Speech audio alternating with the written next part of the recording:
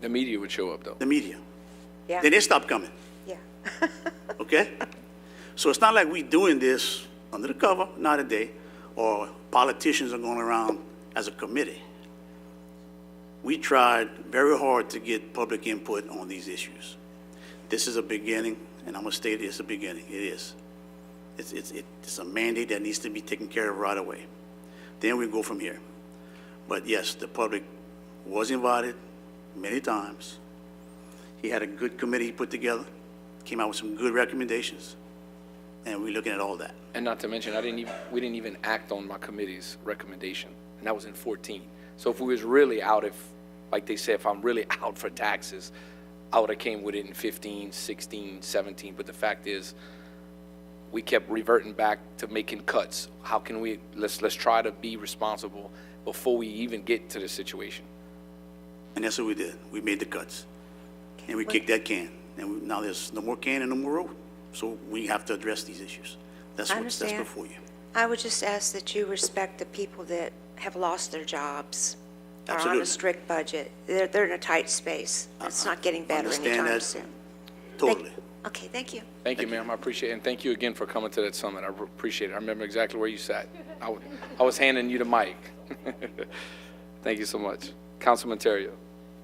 Yes, if you don't mind, we need some clarification on something that was mentioned once, maybe by Ms. Carter and something else. I don't know if the administration, Ms. Toops, or something. In reference to the individuals, the elderly over a certain age who are locked in at the current millage rates, at the current amount of taxes they pay, I've been told two different things now. How can we, if this were to pass and the voters were to approve it and it becomes a new tax, how can the elderly who are locked in not be required to pay any portion of a new tax and be exempt from it? Any comment from the Do administration? we have any idea, anybody here who can give us an answer on that? Because That'd probably be a Conrad question. because I'm being told two different things. I was told up front that, you know, absolutely that they would have to pay it because it makes common sense. If you have two additional taxes that come on board that are listed on your bill, how can you have a certain group of people that has zero amount on the two new taxes with no portion whatsoever, and then their regular taxes on everything else? That's the question I need some clarification on. So if we can dig into that, guys, see if we can find that up. I know we've got additional discussions, so when you get something, let us know. Thank you. Okay. Thank you, Mr. Terrio. Next speaker, please. Next speaker is Dr. Michael Walden, and he will be followed by Joyce Lindy. Thank you. I'll try to be short. My name is Dr. Michael Walden. I live in District 3. I wanted to say tonight that I very strongly support putting these taxes on the ballot. I probably will vote for the taxes. Before living here, I've lived many places around the country as my career took me other places. My taxes here are quite low. When I lived in Florida, my property taxes were twice what they are here, over twice, and I didn't have as nice a house. So it is a real bargain paying your property taxes here. On the other hand, I get the feeling that some of the people who are opponents of this think there's a free lunch.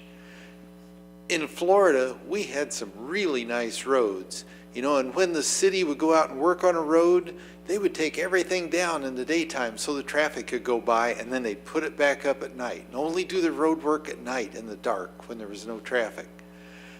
They could do that because they had a lot of money, because we paid the property taxes and the people there were willing to pay the property taxes to get that. Here, I don't think the people are willing to pay that, and they'll put up with the bad traffic and the lousy roads and the holes in the streets to pay a lower rate. There's no free lunch, and the idea that there is a free lunch is something that people just have to get away from that idea. If you want these quality things like good roads, good schools, jails that are human, we need these things to be paid for by the taxpayers. I appreciate the people who don't agree with me on this issue, but some of the things I've been seeing on Facebook, it seems like every time I open Facebook, I see just horrible, deplorable things. Things from a website that calls itself Lafayette Taxpayers Against Taxes. It's just, I could say they're not factual, but they're lies. They're just use the word. They're lying to the people. And when you try to look at the About section of that Facebook page, they don't tell you who they are. They don't tell you where their money comes from. That's just wrong. And it really has led me to not open my Facebook very much because I want people to tell me the truth, and I want people to have the courage to be able to stand up and say who they are that are actually making those comments. So thank you very much, and I do hope you vote to put these on the vote. Thank you, sir.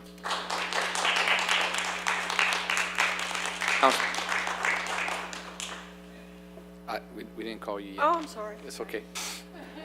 Councilman Terrio. Jumping the gun.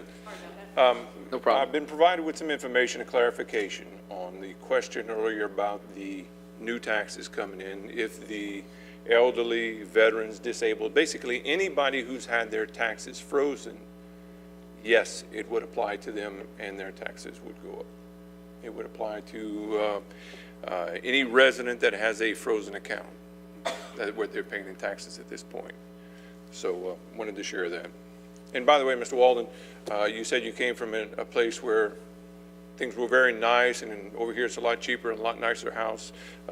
I've heard this, I'm not saying one way, but look, if you've got too much money, LCG is more than happy to take donations and contributions if you want to apply it toward roads and drainage and things like that. So anyway, that's all I have. Thanks, guys. Okay.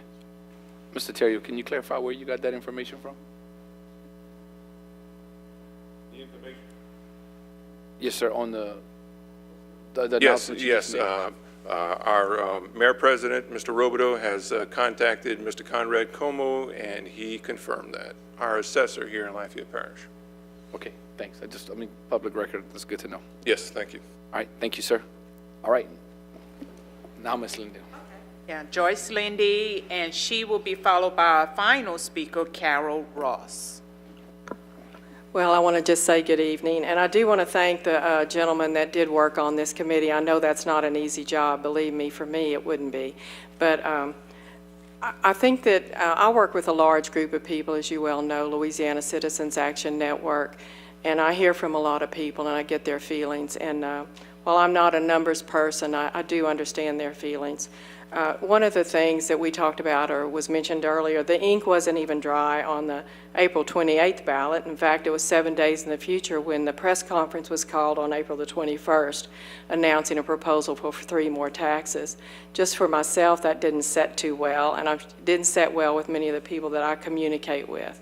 So, you know, timing is important to some degree, so I'll just say that.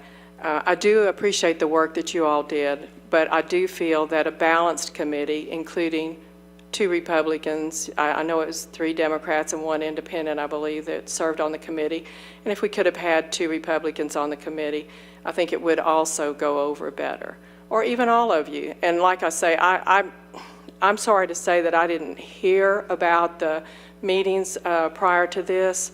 I'm sure they were advertised, but I know that sometimes our schedules, people work and they can't make those meetings, or they have kids, you know, so that's an issue. But I do know there is apathy.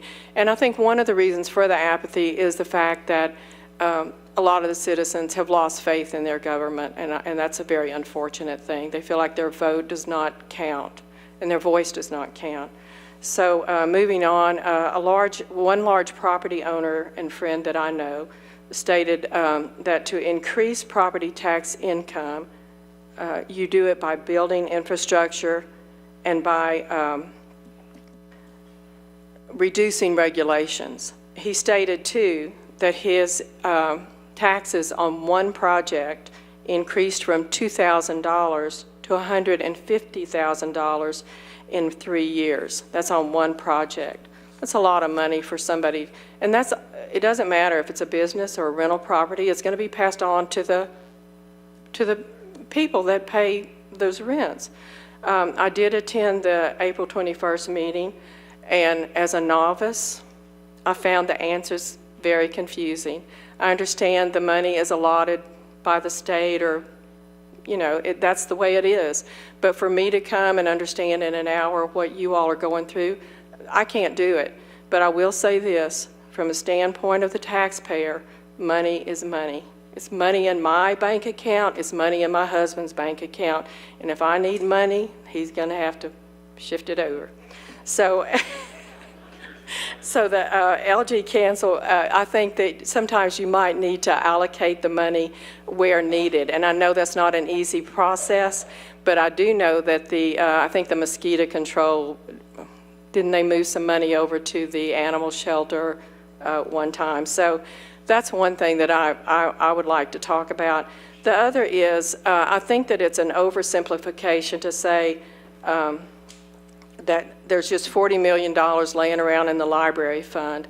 I love libraries, believe me. I read all the time. My kids read. We go there. My husband uses the library downtown 3 times a week because it has a publication that only he can only get there. So they're very valuable, but when you see a balance of $40 million sitting in a bank, it's difficult to vote for more taxes for that particular thing. The only tax that my group opposed was the library fund. I voted for roads and drainage. I believe, like one of you mentioned earlier, roads, drainage, infrastructure, and safety, public safety. I hear tons of complaints about speeders. I say if you put a few more policemen out on Verrott School Road, well, maybe not Verrott, but Colley Saloon and East Bayou where I live, you can pick up some dollars there and put it to your funds. I think that's about it. I just want to thank you again for letting us speak, and I think, you know, the best comes out, whatever. I vote that this does not go to the people right now, though. Thank you. Final speaker, Carol Ross.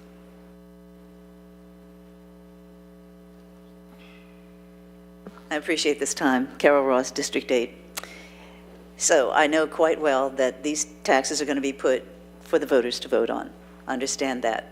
You've done a lot of studying. The only question I have in my mind, I understand what I say about number 10 will apply to number 11 and 12, although I understand one of those has been withdrawn. What I want to say is this. Once again, it's going to the same people who are constantly being asked to fund government, and that is the property owners, and in particular the business owners. 68%, 66%, 2/3 of our property taxes in Lafayette Parish are paid by businesses. The last time I checked, the top 10 businesses, about half of them were oil and gas companies, and I doubt if that's true anymore because of the situation that's going on right now. So the businesses are going to be hit even harder than usual. I understand the need, I really do. Not for the correctional center. We already have 2 millages for the courthouse complex, including the jail, and the correctional center, 2 of those. In 2007, the courthouse complex was collecting, $2.2 million. It's now collecting, 2.6 million. 2.6 million, it's now collecting 5.3 million. The correctional center itself in 2007 was collecting, 2.2 million. It's now collecting about 4.3. So you see my point. The millages do, whether you roll them forward or not, increased values of properties and more properties coming online. Virtually every subdivision is getting an increase over a 10-year period of almost doubling their property taxes, except for the parish fund. That's the only one that has gone down. So I understand the need. I wish the DA had not withdrawn, if he is the one who withdrawn. There were 2 of those property taxes that I would support, but not as property taxes, in another way. The correctional center, because of what I just said, has 2 millages going for it, and I don't think that's needed. What I would have done and what I would have preferred, and what I think the people in Lafayette Parish ought to really look at, although sales taxes can be considered regressive, a 1/4 cent, if you check with the sales tax collection office at the school board, a 1 penny in Lafayette Parish in sales tax collections, creating a special taxing district parish-wide. 1 penny will produce 50 million minus food and drugs. So you protect the lower income people by exempting food and drugs. So what does that say? 50 million parish-wide, no food and drugs collected. 1/4 of that, 1/4, which I've been promoting, 1/4 produces about 12.5 million. If you split that up 3 ways, and I would say the DA and the district courts, and the other third I would leave for the parish for any contingencies that you need over that 10-year period. But if you go with another property tax, you're saying 2.94 mils for the jail, expected to collect $6.69 million annually. If that progression holds true, it could very well double.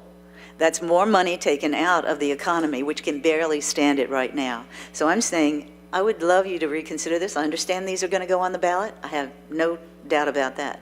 But I wanted to come and speak to you directly, rather than just say things on the air or to other people. I wanted to tell you directly that I think if these things fail, and they just may, then I would say come back and consider a 1/4 cent sales tax, which everybody would pay. It would not be micro-targeting property owners and specifically business owners. It's really difficult. And I understand everybody else coming for sales taxes. The state may dial back from 1 penny to a 1/2 cent. The sheriff may be coming. His, I understand, may be just to extend it parish-wide and not just in the city. Have no idea what that is about. However, I think a 1/4 cent, everybody pays, everybody benefits, and I really do think that the DA and the judicial courts, I've seen the numbers, and I've seen the monograph by Judge Blanchette. I've interviewed Judge Castle, and I do think the need is there. I just don't think this is the way to go about it. Thank you for your time.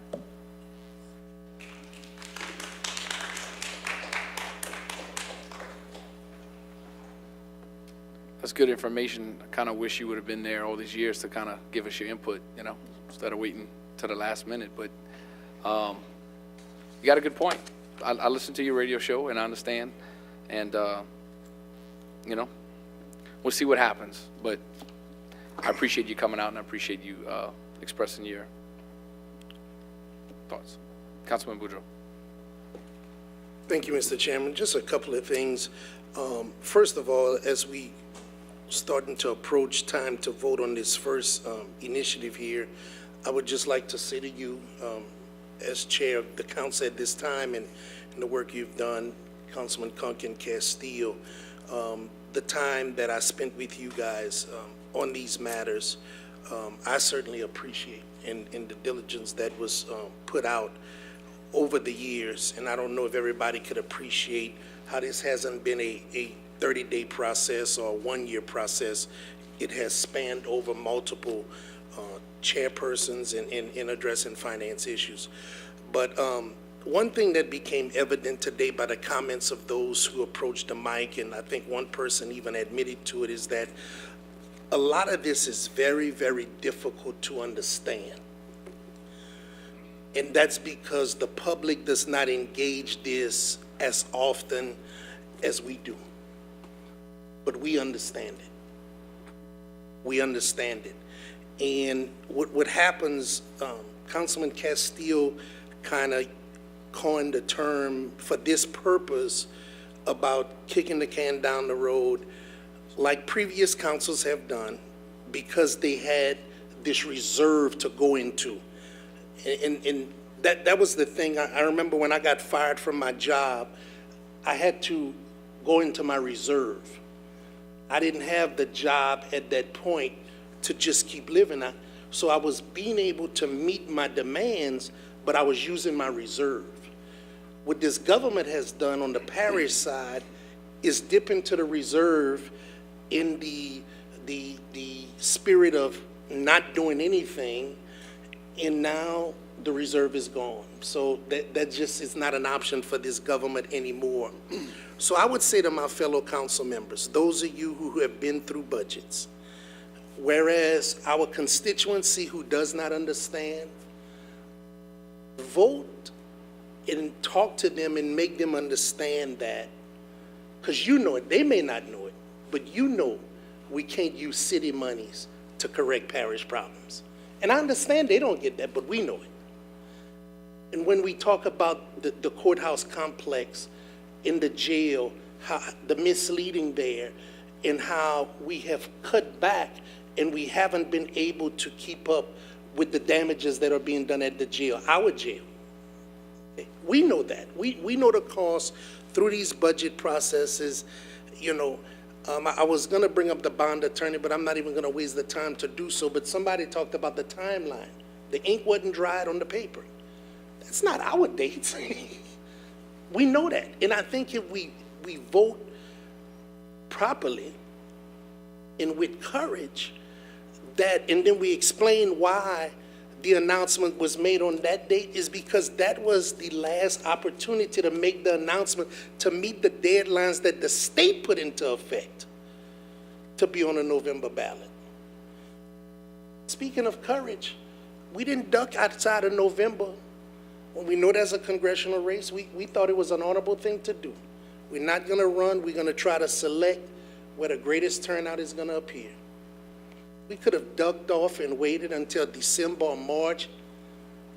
These 4 individuals who sat on this finance committee didn't know that, didn't do that. Tell your constituents what the finance committee of the council is, along with all the other committees where only 3 members could be appointed, with the chairperson being the ex officio on all committees, because greater than 4 members is a quorum, and now meetings have to be advertised. It then becomes an official meeting of the council. Teach them and tell them so that they won't feel so left out and they won't feel like someone is not being truthful or forthcoming. But if we don't do what's right, we let the non-truths, we let the misleading, we let what is wrong prevail again. So those of us who's been here, everybody who comes on this council before me and after me came here to fix government. And you know why a lot of things remain the same? Because once you get here, you realize government isn't broken. That was just your opinion before you got here. But then when you got here, you say, that's why it's like that. That's why this happens. That's why. And then all of a sudden, this great person who they elected is no longer good because they've come here and they've gotten the facts of all the matters. So all you could do is share the facts back. The only example I could give you guys, for me, I mentioned it earlier, is dealing with blighted property. I have had more constituents come to these mics and beg, please don't condemn my property. My constituents, people who say, Kenneth, we vote for you. And you know what I told them? You got 30 days to get with Randy Viator and come up with a plan. But we going forward. You know why? Because getting reelected wasn't my problem. Cleaning my community was what I was here to do. So it's up to us. May not be popular, may not feel good, but you came here to do what's right. And just based on what we heard here tonight, you could tell that a lot of information that you're privy to, unfortunately, the public is not, and you're their representatives. So I suggest we do what's right, and when one of your constituents come to you for explanation, explain it to them. And most people who gets the explanation, they become okay with it. They just didn't know. Okay, thank you. No other council discussion? Yeah. Public comment, we're done? Okay, please call the vote on the ordinance. Resolution. District 4? Yes. District 5? No. District 6? Yes. District 7? No. District 8? No. District 9? No. District 1? Yes. District 2? Yes. District 3? Yes. Motion to adopt is approved. Okay, item number 11 has been withdrawn, so Jeremy, can you please read item number 12? Resolution 32, 2018, a resolution of the Lafayette City Parish Council ordering and calling a special election to be held in the Parish of Lafayette, State of Louisiana, to authorize a new special tax therein, making application to the State Bond Commission in connection therewith, and providing for other matters in connection therewith, correctional facility. Motion by Councilman Call. Second by Councilman Boudreaux. Any council discussion? Councilman Terrio? One quick question. Ms. Toops, maybe you can help out in this also, or maybe the administration. One thing that was mentioned is that about 60 to 65% of this is going to be paid by businesses if it's approved. Say if you own a $200,000 home, they're saying now that might be $60 a year. At the current millages that they're using here, if you got a $2 million or a $20 million business which does not get homestead exemption, what kind of money are we looking at on businesses? I don't have that information. If I'd have had the question ahead of time, I probably could have spoken with the assessor. Different businesses are assessed at different levels. Right. So I wouldn't even be able to calculate it for you. But we're looking at a substantial amount based on them not having homestead and a business paying that. So, okay, I'll dig into it. Thank you. That's all I have. Okay. Any other council discussion? Seeing none, any public comment? Yes, sir. We did have two citizens who did not wish to speak who signed in to support the resolution. And we did have two citizens who signed in who did not wish to speak who opposed the resolution. We do have three speakers who signed in, the first of which is Andrew Abair, registered parish voter. All right.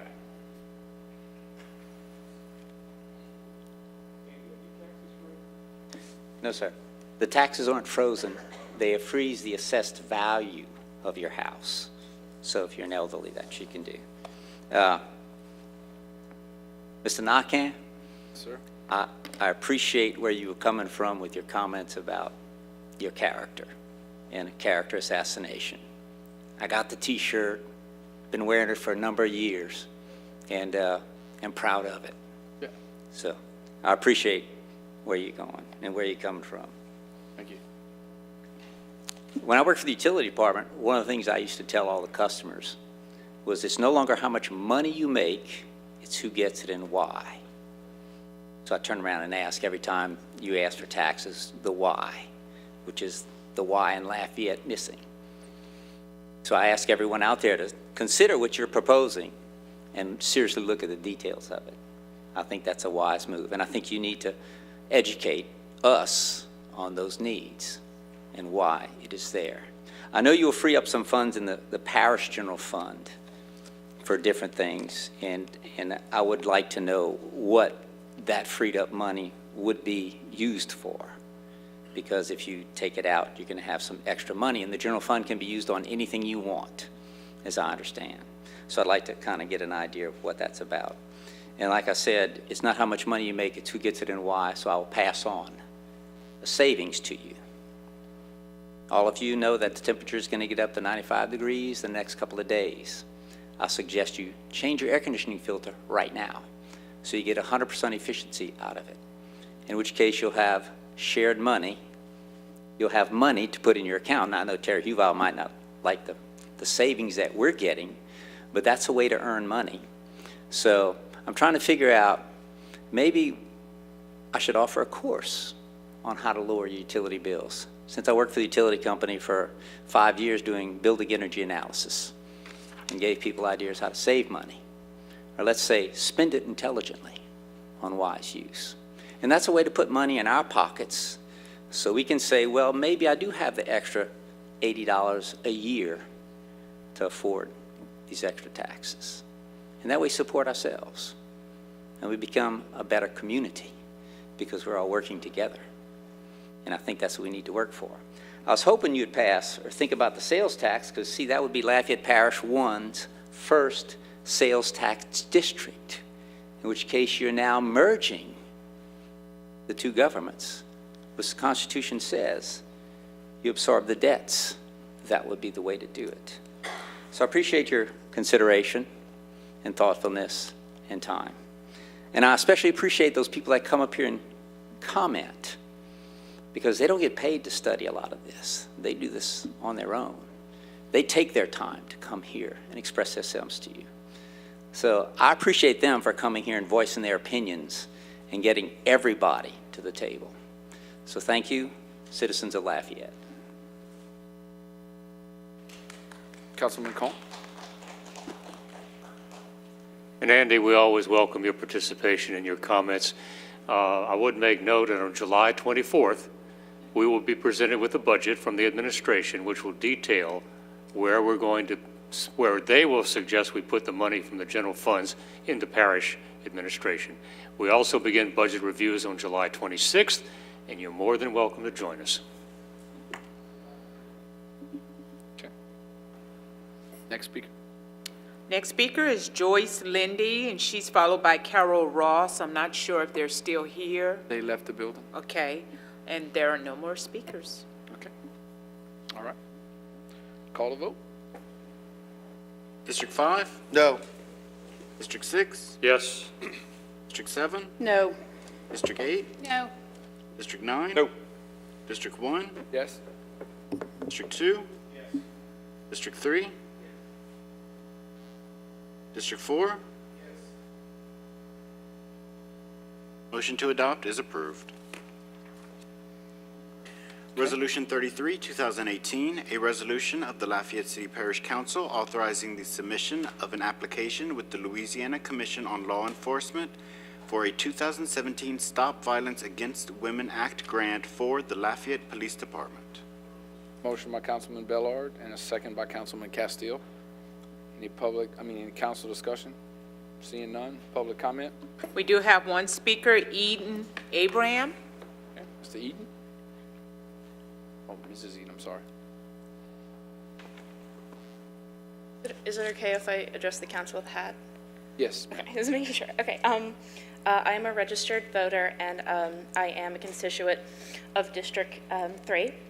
And since starting school at UL Lafayette, I have paid rent here, I've paid car insurance through a local agent here. I buy all my necessities here. And I want to stay in Lafayette after I graduate, and I am a New Orleans native. I'm also a state certified advocate for Hearts of Hope, which is our local rape crisis center, and I've served many women and children in Lafayette Parish since then. I was sexually assaulted in March of 2015, towards the end of my freshman year in college. And the morning after my assault, I wanted to pack up my dorm room. I did that instead of attending class that morning, and I wanted to never return to Lafayette. And it wasn't because of the assault itself, but how I was treated by Lafayette City Police, unfortunately. When I couldn't immediately give the details of what had happened to me, when I was still trying to work around or understand what had happened to me, after an hour after my assault of debating whether I should go to the police or not, I was accused of being dishonest. I was embarrassed. I was given false information about my rights as a survivor, and I was discouraged against pursuing charges against the man who assaulted me. And if I had gone through with leaving my university that night, I would not be a contributing member of Lafayette as I am now. I don't claim to know what training the Lafayette or Lafayette City Police have received in the past 3 years. I am by no means an official representative of Hearts of Hope, and I understand firsthand what an invaluable resource law enforcement is and has been in sexual assault investigations in this parish. But I still hear things in ER rooms from police officers that I feel are inappropriate. And I know from conversations with my fellow advocates that they hear things that they are uncomfortable with, that they don't feel is appropriate. From what I can see, there are some members of law enforcement that are in need of education of how survivors deal with trauma, of how they react to their sexual assaults. So I am in full support of pursuing this grant as well as all future endeavors that will ensure that women of our parish who are sex workers, survivors of trafficking, belong to marginalized groups, who are abused spouses, and who have communicative disabilities, especially, will feel safe and safe about communicating with their local law enforcement. Thank you. Thank you very much. Councilman Bellard. Yes, I just want to thank you for coming out tonight. It takes a lot of courage to do that. And thanks for staying in Lafayette and trusting us. And just, it really hits home that the amount that you went through and the courage to do this. So thank you for coming. That's all I have, Mr. Chair. Okay. Thank you, Councilman Bellard. Any other? Okay. Go ahead, please call the vote. District 6? Yes. Yes. 8? Yes. District 9? Yes. District 1? Yes. District 2? District 3? District 4? Yes. District 5? Yes. Motion to adopt is approved. Resolution 34, 2018, a resolution of the Lafayette City Parish Council endorsing the Evangeline Corridor Initiative Report adopted by the Evangeline Thruway Redevelopment Team. Need a motion second? Got a motion by Councilman Boudreaux, second by Councilman Castillo. Council discussion? Seeing none, but at this time, I'm going to go ahead and give the floor to Ms. Carley. Good evening, councilmen and women. I know it's already been a long evening, so I appreciate your time, and we will try to be brief. Quickly, I would like to recognize there's, I think, about 5 members of the Evangeline Thruway Redevelopment Team here this evening who have, at one point there were 7 who have sat through this evening. So Skyra Rito, our chairperson, Tina Shelvin Bingham, who I think had to leave, Harry Weiss, Kendall Wiltz, Kevin Blanchard, Mitzi Moss-Duyon, and Jeff Dyer have all come out. So I think that's a testament to the work that the Evangeline Thruway Redevelopment Team has put in over the last 2.5 years. That's 7 of our 15 member bodies, so we appreciate them being here tonight. Also, Kathy Gilbert and Neil LaBeouf, the staff members who have led the initiative. So we are just going to briefly, prior to asking for your endorsement, tell you about the work because we have been working for about 2.5 years and have an adopted plan by the ETRT that we are a couple days away from submitting to the feds. As I think you all know, we focused the effort on neighborhood planning up and down the I-49 corridor over the last 2.5 years. We really prioritized public participation and input, and Skyra is going to tell you about some of the things that we've heard. Their task was to develop a revitalization and redevelopment plan for the neighborhoods. As I said, we put an emphasis on public input, so we did share those dates with you. We started in April of 2016 and completed our public input last month. And so we're really grateful to the hundreds of citizens who came out and gave us their opinions. And I asked Skyra to share the work with you. So it has been an honor and a privilege to serve my community for the past 2.5 years as the chairwoman of the Evangeline Thruway Development Team. I stand before you representing our entire 15-member body committee. Over the past 2.5 years, we have worked directly in the communities and the neighborhoods who are going to be impacted by the impending I-49 facility that's coming through the center of our community. In the course of those 2.5 years, we've met with a few hundred people directly in the neighborhoods. As Carly mentioned, we've had several meetings. Out of that has come the final plan that we are asking you guys to consider tonight. Over 40 catalyst projects have been identified. A lot of the work and the ideas and concepts has come from directly from the people who live there, who've lived there for years, some of them for decades. They know exactly what they want, they know what they've seen in their communities, and they know how they want to see it be better. And they also know how they want people to come alongside and help support them in those efforts as well. It's not us going to them and saying, this is what you should be doing. It's us going to them and saying, how can we help support you in what you know needs to happen in your community? So from that effort, we've had 40 catalyst projects identified, and also some district design manuals that are specific to certain neighborhoods as well. The planning report also identifies redevelopment opportunities. It estimates productivity over and improvements for the next 30 years, so we can see what our community can start to look like over the next 3 decades as well. It has planning elements, our catalyst projects, including the Grand Boulevard, and strategies and actions and agencies that the community can actually partner with to assist them in getting those projects off the ground.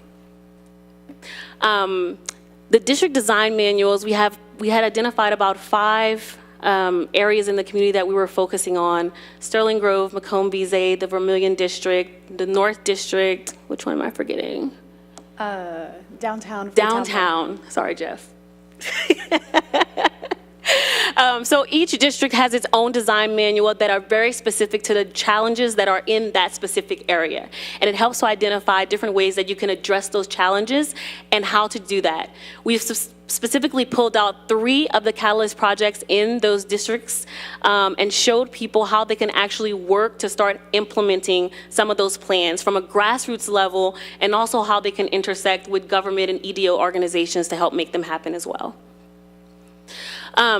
Some of those projects are already underway. They are moving forward, especially with some of the departments we have here at LCG, which I'm really proud to say some of the departments have taken on some of these projects. The Senior Center, I think, is one that's moving forward. Hyman Park has some retrofit projects that have been identified as well. And as you all know, the federal courthouse is getting some movement as well. So we're really excited about the work that this committee, and more importantly, the community has done over the past 2.5 years, and that we have the opportunity to present it to you as the council and then actually submit it to the federal government. I'm going to turn it back over to Carly. Just that we continue to work with the Evangeline Thruway redevelopment team. We've put forth a task list for them to continue the implementation of the plan, so it does not sit on the shelf. And I just want to commend them and thank you for your time tonight. I know it's been a long evening. Thank you very much. All right. Any public comment? Yes, sir. We had 2 citizens who did not wish to speak who signed in to support the resolution. We do have 2 speakers, the first of which is Dr. Michael Walden, and he will be followed by Mitzi Moss Duhon. Okay.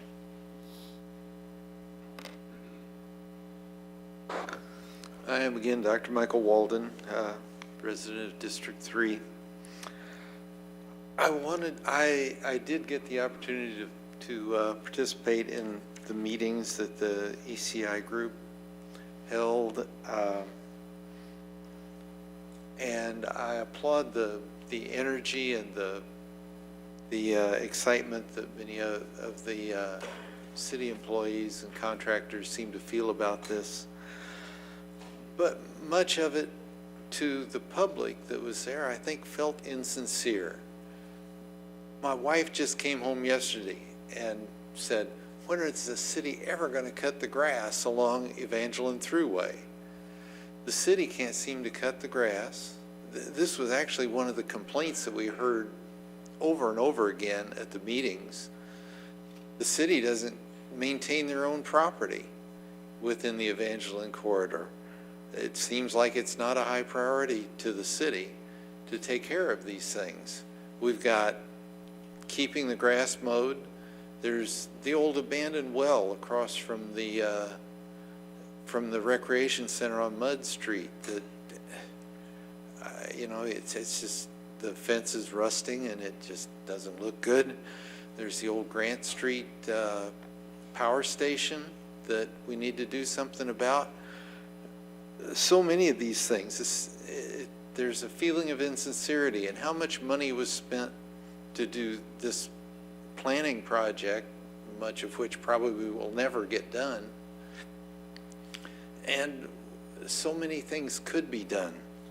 But ultimately, the real cause of the degradation of the Evangeline corridor throughway is the fact that we've been talking about doing I-49 there, putting in this I-49 con for decades now. It originally was designed to go down the line of segregation here in Lafayette. That's why it was put there under federal highway guidance, was to follow the break in the black and white communities and separate the communities. Under the old guidelines, it said this would bring harmony to our community by separating us. I-49 will almost certainly, if it's ever constructed, which will be long in the future, it almost certainly is now going to be a toll road. The state, under their regulations, can't put tolls on existing roadways. Only on new construction can they put tolls. And the I-49 connector will be a toll road, I feel sure. If you go back about 8 or 10 years ago, the state was even admitting that it was going to be a toll road. Then suddenly they just shut up about it, and they said, well, we're going to talk about finances later. Now, on these modern toll roads, you don't have to put in toll booths. They use cameras to take pictures of your license plate, and you get billed. I was told by people from the DOTD, engineers from the DOTD, that this is how they would plan to put tolls on the connector when they do it. Now, what this means to the Evangelical Corridor Initiative is people won't want to drive on the toll road. It'll cost $1 or $2 going each way through the city. They will prefer to drive through the community, down this boulevard that we're talking about. It's going to drive cars into that area. Of course, the state doesn't want people to do that because they need the tolls to pay for the bond issue. So we'll be seeing plans where they will beautify the roads and reduce Evangeline Thruway to a single lane highway so that it won't be able to carry the traffic. We'll have terrible traffic jams and everybody will have to get up on the toll road. This is our future. People don't want to buy property near there. People, we just had a friend a few weeks ago who told us she was thinking about buying a house near the Evangeline Thruway, and we told her, well, you know, they plan to put an elevated interstate just a few blocks from where you're thinking of. Well, that was the end of that sale. The area is degrading because we're going on with this fantasy of the I-49 con. I hope you will consider this in your resolution. Thank you. Next, Next speaker is Mitzi Moss Duhon. Okay.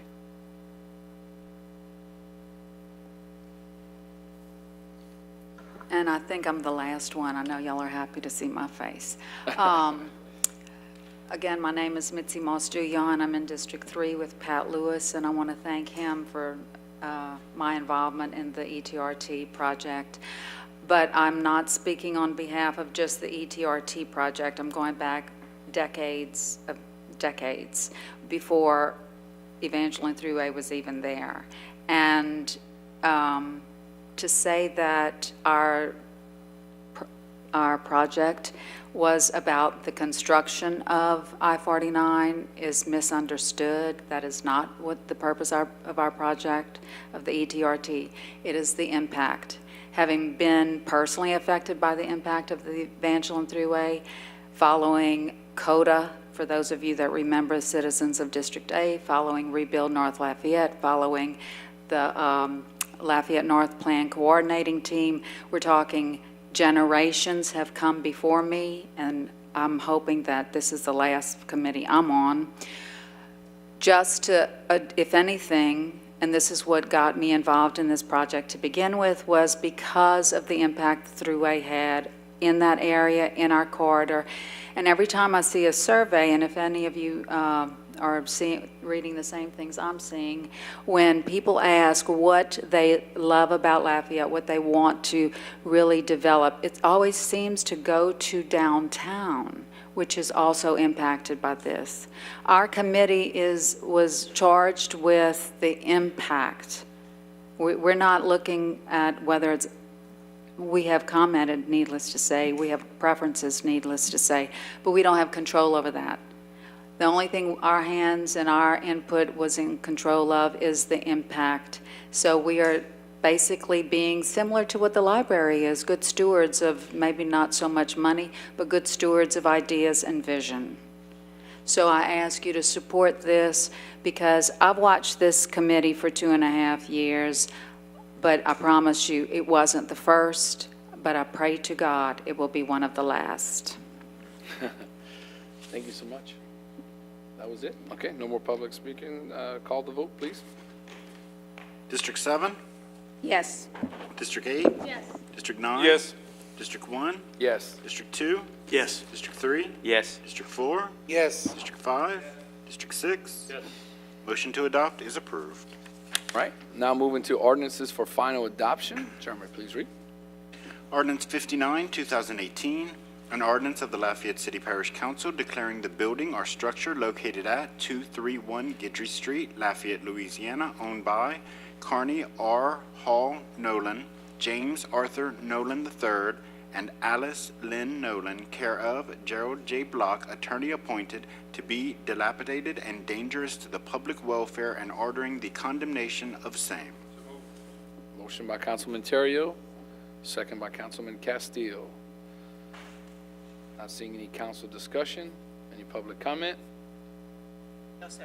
All right, please call the roll. District 8? Yes. District 9? Yes. District 1? Yes. District 2? Yes. District 3? Yes. District 4? Yes. District 5? District 6? Yes. District 7? Yes. Motion to adopt is approved. Ordinance 60, 2018, an ordinance of the Lafayette City Parish Council amending the Unified Development Code so as to reclassify the property of Steve Roy, case number ZON 2018-7, 103 Wilshire Lane rezoning, located generally north of Wilshire Lane, east of North University Avenue, and south of Windmill Lane, the particular parcels being rezoned from commercial heavy to mixed-use neighborhood conditional use permit, allowing a dwelling, single-family detached use. Motion by Councilman Cox, second by Councilman Lewis. Any council discussion? Seeing none. Public comment? Yes, sir. Call the roll. District 9? Yes. District 1? Yes. District 2? Yes. District 3? Yes. District 4? Yes. District 5? Yes. District 6? Yes. District 7? Yes. District 8? Yes. Motion to adopt is approved. All right, thank you. Just a reminder, item number 17 has been deferred until June the 5th, 2018. Now, can we please move on to item number 18? Ordinance 64, 2018, an ordinance of the Lafayette City Parish Council amending the fiscal year 1718 operating budget of the Lafayette City Parish Consolidated Government by increasing the use of prior year fund balance in the amount of $33,334 and appropriating within the Office of the Chief Administrative Officer, Small Business Support Services Division for contractual services. Motion and second? Motion by Councilman Bellard. Second by Councilwoman Cook. Not seeing me, yep. Mr. Bruce Conk. Council discussion. I have some questions. First of all, is this money coming from the parish or the city? Opening thinking. Let's see.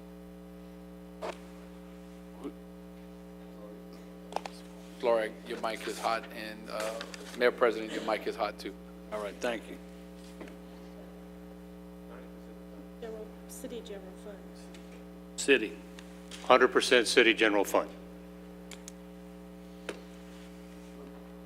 Who is the Hamilton Experience? That is the firm that we consulted with. Robin Hamilton is the lady that is the lead on the consulting agreement, and it was a joint venture between LEDA and One Acadiana and LCG to help us figure out how to take the disadvantaged business enterprises, the DBEs, from we've done a good job of getting a lot of folks signed up for it, but we haven't done a good job of, after having them qualified, actually being able to participate in the government contracts that are being done. And she had experience in that regard, and so we've asked her to put a plan together for us, for Lafayette, to figure out how to do a better job. Where are they based? They being? This, You're talking about the Hamilton Experience. You know, she's in Lafayette. And I will vote for this, but I have just some Yep, clarification. she's in Lafayette. Also, why, this contract actually is already in place, March 16th through July 15th. Why is it taking so long to come to our attention? Yeah, but the contract, the way it was structured was we were the third leg of the payment.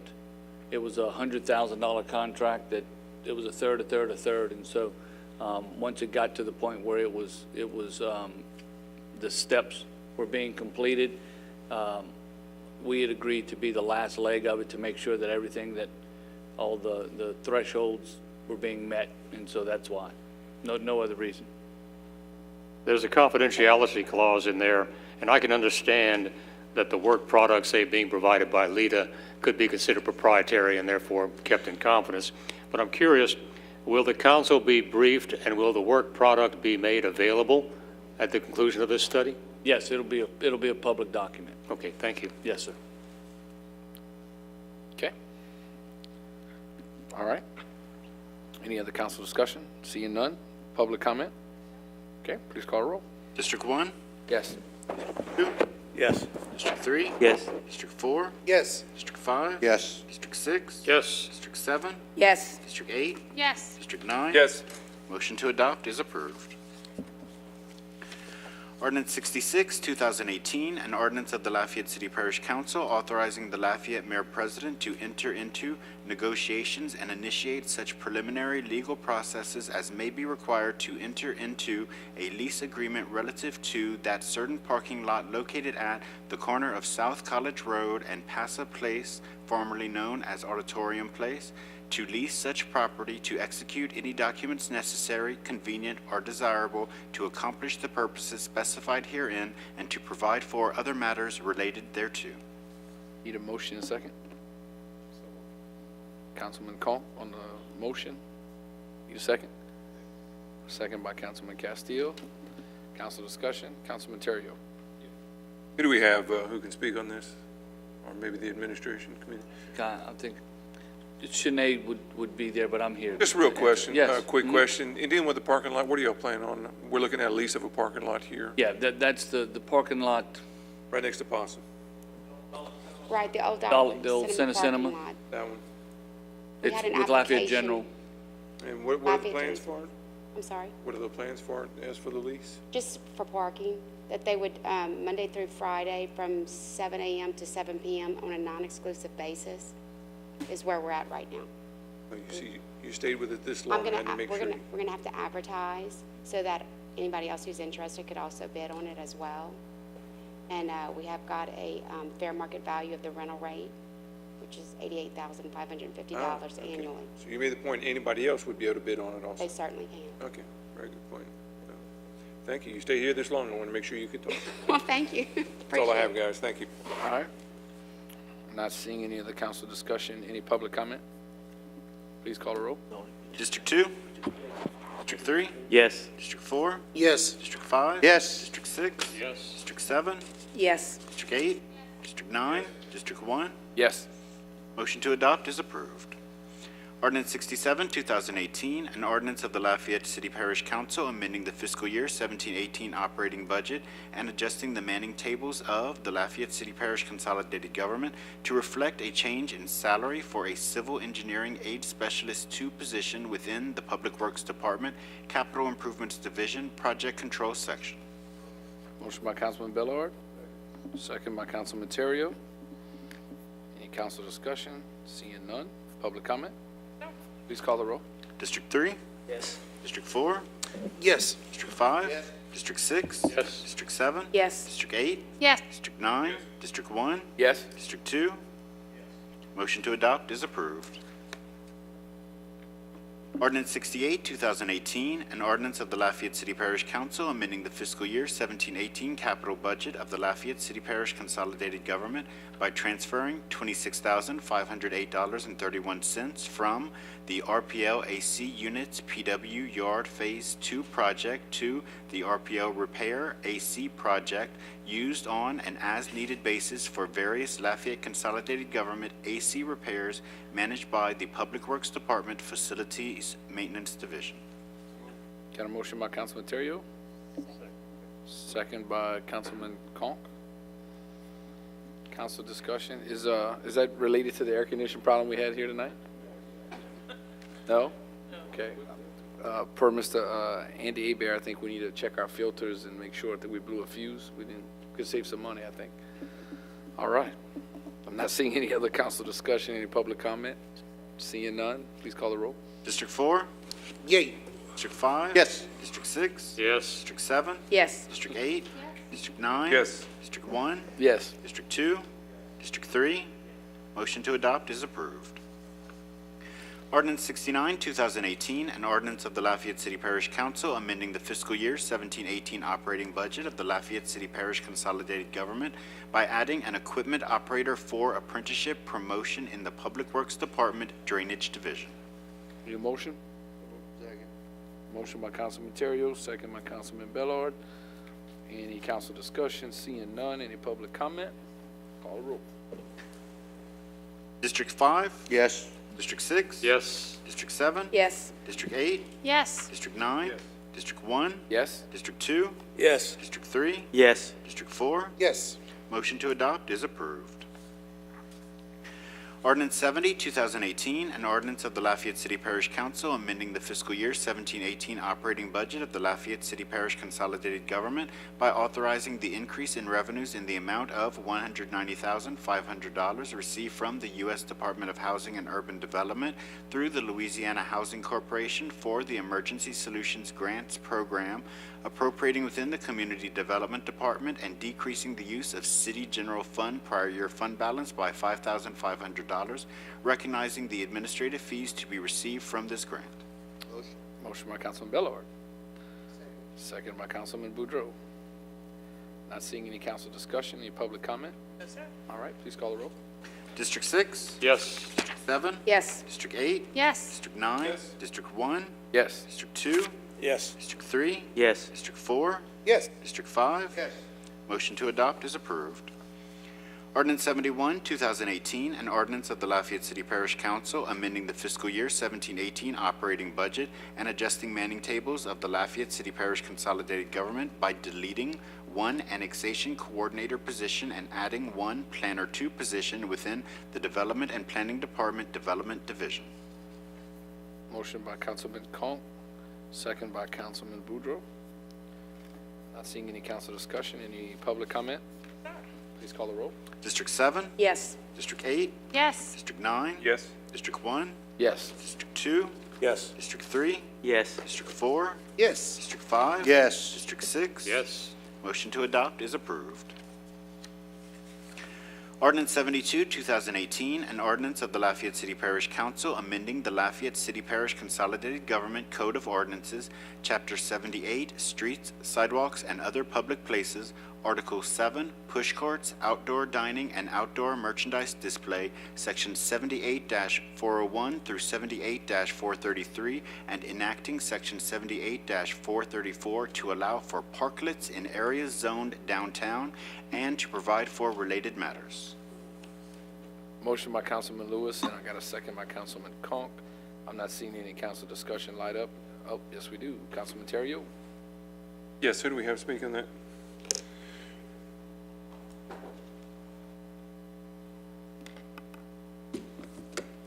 Carly, guys, just a quick question. I think the council was probably copied on this a while back in reference to some questions on this particular ordinance on the push cards. And maybe you have already addressed them. The ones that reached out to me, yes, I did, and I'm happy to address the questions again. Just a couple of quick ones. Yes, sir. Are there heating elements on the cart? The Board of Health regulates that, and so if there were to be heating elements, that would be approved by them. Any of them motorized? I believe, I have to look that up, unless Mr. Bro has that memorized. I'm not sure off the top of my head, no. I thought you guys had addressed them all. Ah, that's the theme, yeah. Push cart is a wheeled cart which may be moved by one person without the assistance of a motor, and which is designed and used for the purpose of storing, displaying, exhibiting, selling, or offering for sale any food or beverages. Yeah. Are any of the push carts, like they mentioned, going to have the generators or anything, any kind of mechanical devices with them?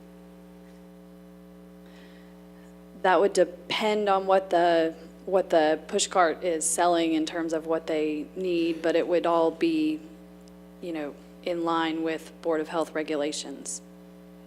And just a point of clarification, nothing that we're proposing here that's amending the Code of Ordinances really bears on push carts at all. The law is going to be the same with respect to push carts today as it will be tomorrow, whether or not we adopt this ordinance. I guess the question that was posed to me is, do we need to modify it to add these or any additional parameters to it? Have you guys gotten any feedback on that? No, sir. I mean, we didn't start this process with any, I guess, opinions from the public that there was an issue with push carts that was ongoing. This is simply the portion of the code that was amended for other purposes that we did hear from the public. Offhand, and just had a couple of suggestions from individuals, but I mean, do you guys have any ideas how many of these y'all are seeing downtown at this point? I believe there are just a couple of permitted. There are a total of, I believe, 9, I think, pre-approved permitted locations. But I'm only aware of 1 or 2 active permitted push carts. So what happens if you have additional ones that are operating and they're not permitted? Well, then we would begin enforcement on those. I mean, the ones that are operating are permitted. And the locations are pre-approved. Yes. And in the event that this would pose any future problems, you guys, we would be able to come back before the council and adjust or amend or do whatever we have to do to fix whatever problems. Yes, sir. May arise in the future. Yes, sir. Okay, that's all I have, guys. Thank you. Okay. Not any other council discussion, any public comment? Yes, sir. We do have 3 speakers, the first of which is Jeff Dyer, followed by Pat Trahan.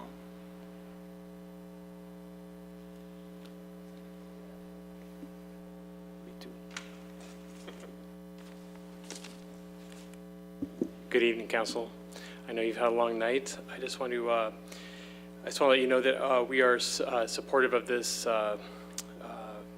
ordinance, and we are appreciative of your consideration and the work that the administration has done. I know that Carly especially has done a lot of work on this, and we'll be sad to see her go, but she has definitely helped us move the needle on this ordinance. And but at the same time, this was going on a long time before that.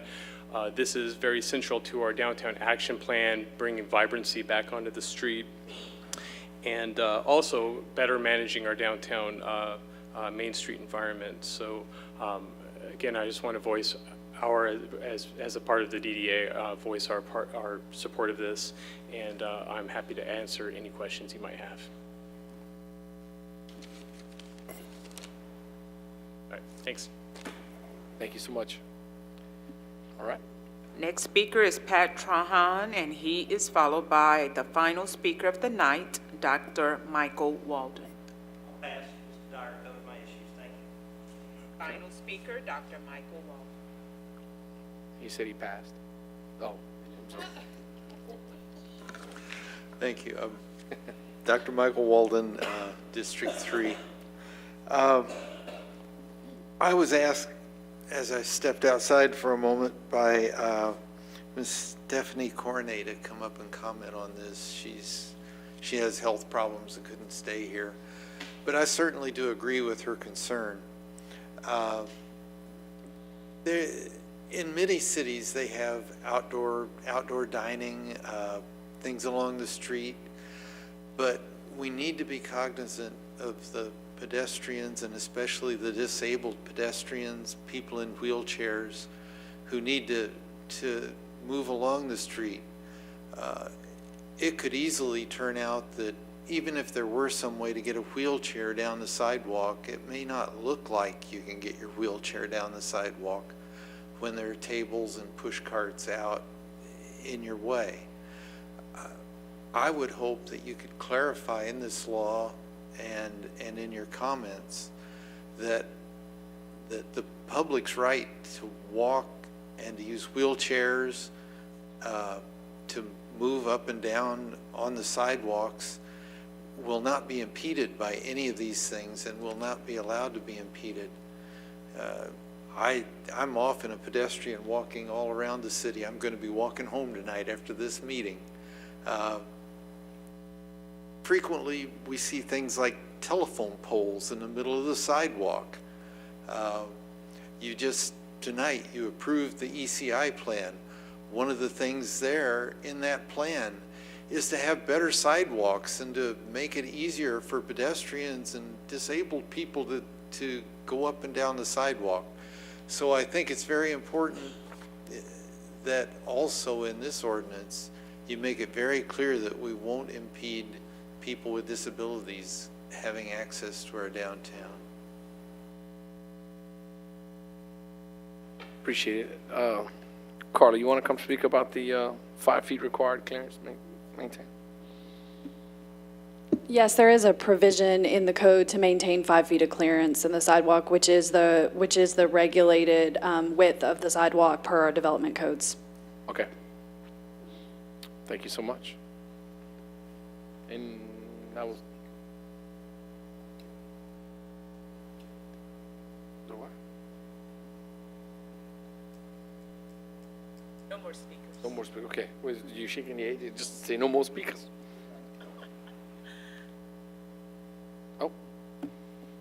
Mr. Pat Lewis. Carly, I have a question for you. So what Dr. Walden just spoke about and what you just addresses, will that take care of the disability people with wheelchairs and what have you, having accessibility to going in the storefronts?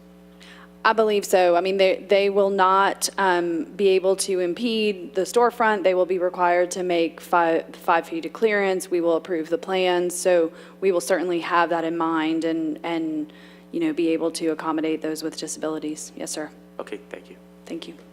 Okay. All right. No more speakers, no more councilmen chiming in. Call a vote, please. District what? District 8? Yes, yes, yes. No. 1? Yes. District 2? District 3? Yes. Yes. Yes. District 6? Yes. District 7? Motion to adopt is approved. Okay. Now moving to introductory ordinances. I'd ask for a motion and a second to consider council to introduce ordinances in global items 26 through 34. I have a motion by Councilman Bellard. Need a second? Second by Councilwoman Annette Cook. All right, Jeremy, can you please read? Ordinance 74, 2018, an ordinance of the Lafayette City Parish Council amending the fiscal year 17-18 operations and maintenance budget of the Lafayette City Parish Consolidated Government to make appropriations adjustments within the Utilities Department. Ordinance 75, 2018, an ordinance of the Lafayette City Parish Council providing for the abandonment of the 28-foot servitude of passage and utility servitude on the property of Ann Terrell and Janine and Morden Branch located in the 400 and 500 block of Slim Smith Road.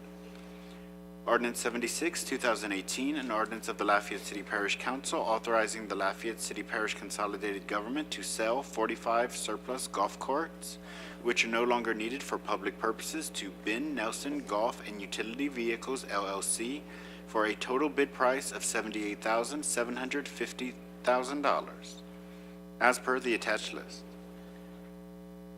Ordinance 77, 2018, an ordinance of the Lafayette City Parish Council adopting an update of the official drainage map of the Lafayette City Parish Consolidated Government and of the Lafayette Parish Drainage District established by Ordinance 289, 2001.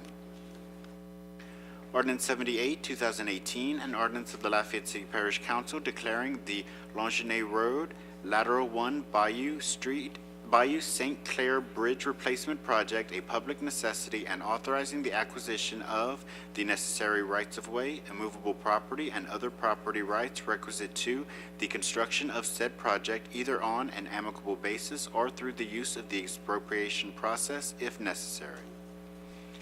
Ordinance 79, 2018, an ordinance of the Lafayette City Parish Council authorizing the Lafayette Mayor President to enter into a maintenance agreement between the Lafayette City Parish Consolidated Government and the State of Louisiana Department of Transportation and Development concerning the maintenance of state roadways to include mowing and litter pickup.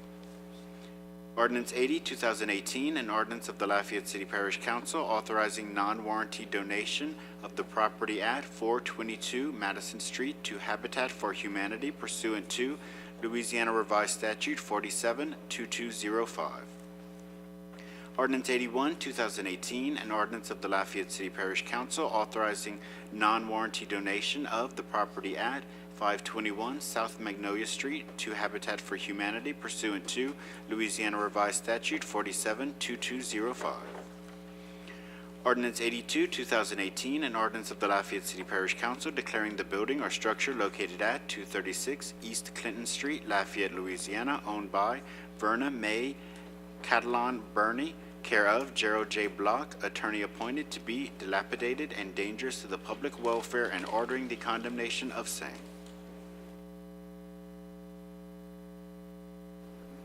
All right, any council discussion? Seeing none? Any public comment on the global items? All right, please call the vote to introduce. District 9? Yes. District 1? Yes. District 2? Yes. District 4? Yes. District 6? Yes. District 7? Yes. District 8? Yes. Motion to introduce in globo is approved. Yes for District 5 for the record. Okay. Thank you so much. Have a good evening. Meeting adjourned.